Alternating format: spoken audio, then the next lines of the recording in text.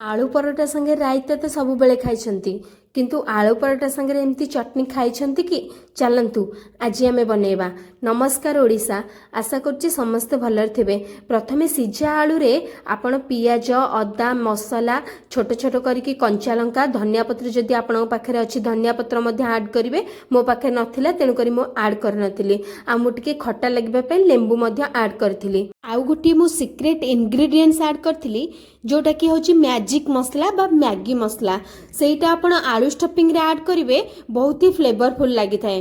तापर एमती pocket type रो कर देबे डो टिकु, से भितर आलू स्टफिंग देबे। आलू स्टफिंग जेतिकी नेबे डो सेतिकी नेबे। इक्वल क्वांटिटी रो हेले आलू परोटाटी खाइबा के भल लागे। तापर आपण हल्का हाथ रे बेलिबे।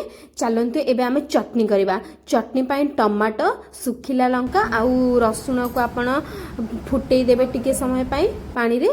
तापर ग्राइंडर करके रखी देबे।